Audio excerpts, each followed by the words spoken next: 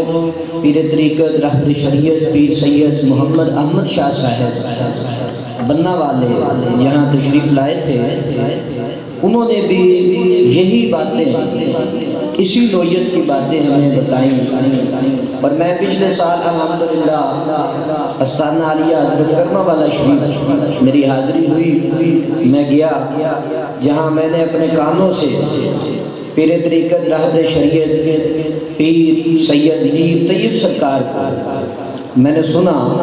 انہوں نے فرمایا کہ رافضیت سے تم بچ جاؤ. رافضیت اور خارجیت اہل سنت کے اندر انہوں نے اپنے پنجے گاڑ رکھے ہیں. اہل بیت اطہار کی شان بیان کرتے ہوئے اصحاب رسول کی ناموس پہ ڈاکہ مارا جاتا ہے، حتیٰ کہ قرآن کی توہین کی جاتی ہے. میں ثبوت کے ساتھ بات کر رہا ہوں.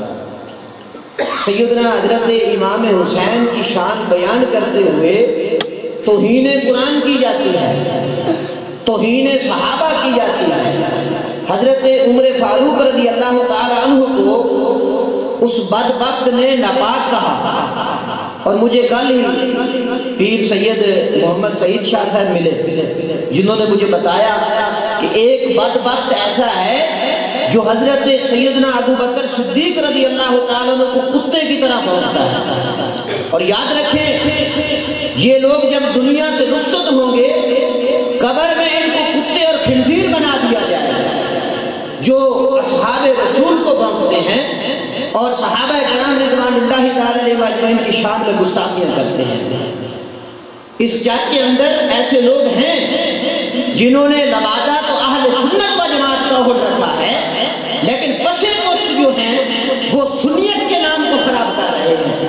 سنی وہ نہیں ہوتا جو کہے کہ نماز کو چھوڑ دو، قبروں کو سجدہ کرو، قبروں کے طواف کرو. وہ سنی نہیں ہوتا ہے. سنی وہ ہوتا ہے جو قبر کو پوجتا نہیں ہے، قبر کے پاس کھڑے ہو کر دعا کرتا ہے. یہی فکر رضا ہے. جو فکر رضا کا منہ موڑتا ہے اس سے بڑا جاہل زمانہ میں نہیں ہے. یاد رکھیں ایسے ایسے بڑے پیر تمہیں ملیں گے جن کا دین اسلام سے تعلق نہیں ہوگا، لیکن وہ اہل سنت و جماعت کا لبادہ اڑ کر تمہارے سامنے آئیں گے، تمہاری صفوں میں گھسیں گے اور تمہارے سامنے ایسی ایسی اپنی جھوٹی کرامتیں بیان کریں گے جن کا شریعت سے کوئی تعلق نہیں ہوگا. رسول اللہ صلی اللہ علیہ وآلہ وسلم دی غلامی جڑی ہے سب تو اولین چیز حضور دی غلامی ہے. او پیر پکڑو جس پیر دے دونوں ہاتھوں دے وچ ایک دے اندر دامن صحابہ ہوئے، دوسرے دے اندر دامن اہل بیت ہوئے. اور سنی یہی ہے تے جدوں بھی تسی پنڈ دے وچ کوئی ایسا بدبخت لئی مردود کمینہ بہت سارے القاب ہیں اس دے واسطے جڑا حضرت ابو بکر صدیق نو بھونکے، حضرت عمر فاروق رضی اللہ تعالیٰ عنہ کی توہین کرے، حضرت عثمان غنی رضی اللہ تعالیٰ عنہ کی توہین کرے، اس دے نال سادہ کوئی تعلق نہیں. اگر کوئی ایسے بدبخت پیر مردود دا مرید اس دی کوئی بیعت نہیں. اے پچھلے دنوں جیسے ایک بندے نے سانو آ کے کہا جی میں تو پتہ ہی نہیں سڑکاں صاف کرنیاں یہ نیکی ہے، لیکن نماز چھڑ دینا کہنا کہ یہ سڑکاں صاف کر دیو، چند محفلاں سجا دیو، چند جگہ تے بیٹھ کے تسی گلاں کر لو اسلامی، یہی نماز ہے؟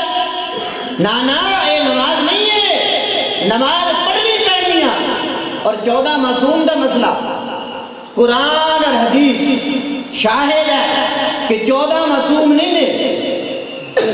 اللہ دے نبی دے رسول معصوم عن الخطا عقیدہ اہل سنت ہے، اور فرشتے معصوم عن الخطا نے.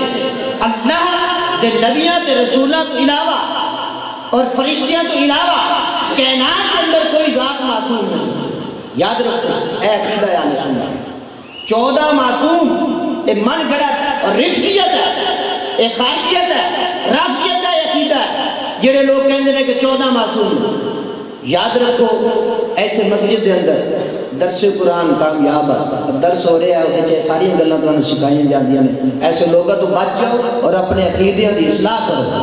اسی رویے نہ رویے زندگی وفا کرے نہ کرے لیکن یاد رکھو اپنے عقیدے دی درستگی کرو تاکہ تہاڈی قبر سونی بن جائے.